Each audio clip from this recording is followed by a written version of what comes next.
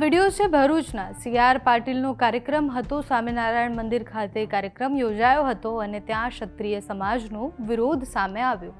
ત્યાં જે યુવાનો દેખાઈ રહ્યા છે, યુવાનોએ કાળા કલરનું કપડું હાથમાં લીધું છે અને પરસોત્તમ રૂપાલાના હાય હાયના નારા એ લોકો લગાવી રહ્યા છે। ક્ષત્રિય સમાજ જે વિરોધ પ્રદર્શન કરી રહ્યું છે, ના માત્ર ભરૂચ પણ અલગ અલગ જગ્યાએ જ્યાં ભાજપનો કાર્યક્રમ હોય ત્યાં ક્ષત્રિય સમાજનો વિરોધ જોવા મળે છે। ગઈકાલે ભરૂચમાં બેઠક હતી અને એ કાર્યક્રમ દરમિયાન જ સીઆર પાટીલ જ્યારે એ કાર્યક્રમમાં હતા ત્યારે જ બહાર જોવા મળ્યા આ વિરોધના દ્રશ્યો। વિરોધ જ્યારે થયો ત્યારે ત્યાં પોલીસ હાજર હતી। પોલીસે જેટલા પણ યુવાનો દેખાયા, જે પણ વિરોધ કરી રહ્યા હતા એ બધાની અટકાયત કરી દીધી। પરંતુ ભરૂચમાં જે કાર્યક્રમ હતો ત્યાં શું થયું એના દ્રશ્યો જુઓ।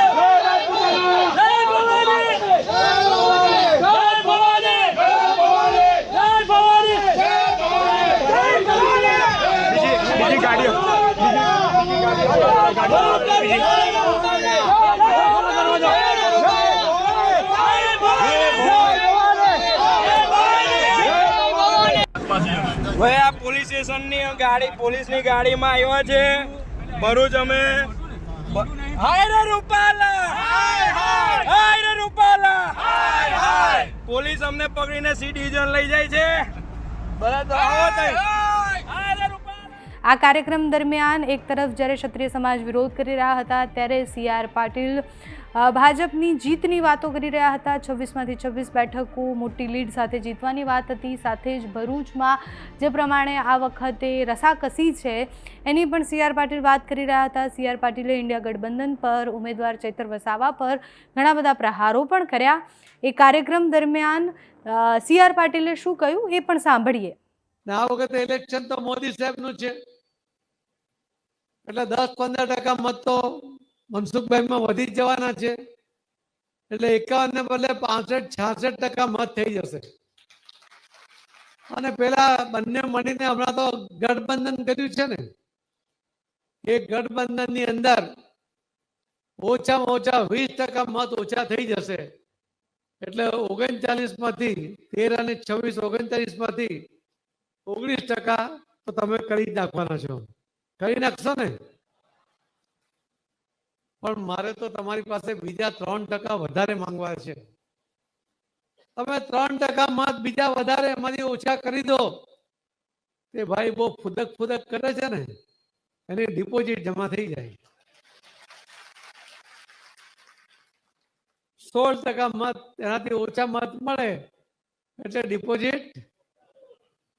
હવે આ જે સીટ છે 7 વિધાનસભાથી બનેલી આ ભારતીય જનતા પાર્ટી જે જીતેલી ભરૂચની આ લોકસભામાં 1 સીટ આપ જીતી છે, 6 સીટ ભારતીય જનતા પાર્ટી જીતી છે। એમાં 4 સીટમાં આપની ડિપોઝિટ ગઈ છે। હવે એ તમારી સામે લડવા નીકળી પડ્યા છે। આ ફિગર તમને એટલા માટે સમજાવું છું કે આ ધ્યાનમાં તમારા હોવા જોઈએ કે આ વખતે તમારે લીડનો રેકોર્ડ કરી શકો એ પ્રકારની સ્થિતિ છે તમારી સામે। આપનો કે ઇન્ડી ગઠબંધનનો સૌથી નબળો ઉમેદવાર એ ભરૂચમાં છે, એની ખો ભૂલાવી દો। તમારી જે ભૂલ થઈ છે, તમારા કપાળે જે કલંક છે ડેડિયાપાડા હારવાનું, એ આ વખતે એની ડિપોઝિટ જમા કરીને એને સુધારી લેવાનું છે। તમે બધા તૈયાર છો ભાઈ? આપણે બધા તૈયાર તો હોઈએ છીએ, પણ બીજા બધાના ઉપર ભરોસો બહુ કરીએ છીએ। હમણાં જો હું પોરબંદર હતો, મેં એક દાખલો ત્યાં આપ્યો,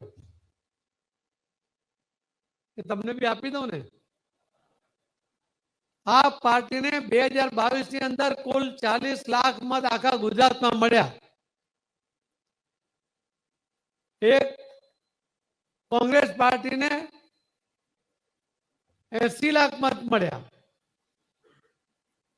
ભારતીય જનતા પાર્ટીને 1,68,00,000 મત મળ્યા.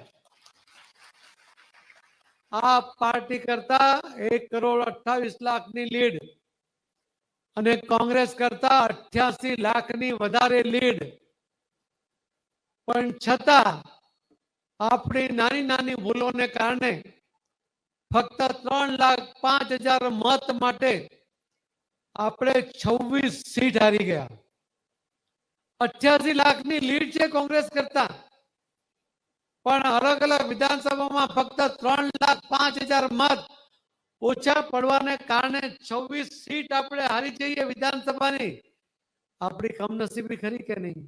આ માત્ર ભરૂચના દ્રશ્યો નથી. ભરૂચ સિવાય પૂનમ માંડમને પણ ક્ષત્રિય સમાજનો વિરોધ નડ્યો છે. પૂનમ માંડમની રેલી હતી, ત્યાં ક્ષત્રિય સમાજના યુવાનો વિરોધ કરતા દેખાઈ રહ્યા હતા. અત્યારે પ્રચંડ વિરોધ ચાલી રહ્યો છે. એક બાજુ ભારતીય જનતા પાર્ટી પ્રચંડ પ્રચાર કરી રહી છે, એની સામે ક્ષત્રિય સમાજ જ્યાં પણ ભારતીય જનતા પાર્ટીનો કાર્યક્રમ હોય કે પછી જ્યાં પણ ભાજપની બેઠકો હોય ત્યાં જઈને વિરોધ કરે છે. પરસોત્તમ રૂપાલાના કાર્યક્રમમાં ક્યાંય વિરોધ નથી થયો, પરંતુ જ્યાં બીજા કોઈ નેતા કે ઉમેદવાર પ્રચાર માટે પહોંચે છે ત્યાં વિરોધ થાય છે. તો હવે આ વિવાદનો ઉકેલ અને સમાધાન કેવી રીતના આવે છે કે પછી આ વિવાદના કારણે ભાજપને કેટલું નુકસાન થાય છે એ જોવાનું રહ્યું. અત્યારે આ વિડીયોમાં બસ આટલું જ. જો તમે અમને યુટ્યુબ પર જોઈ રહ્યા હોય તો સબસ્ક્રાઇબ કરો, ફેસબુક પર જોઈ રહ્યા હોય તો ફોલો કરો, અમારા વિડીયોને લાઇક અને શેર કરો.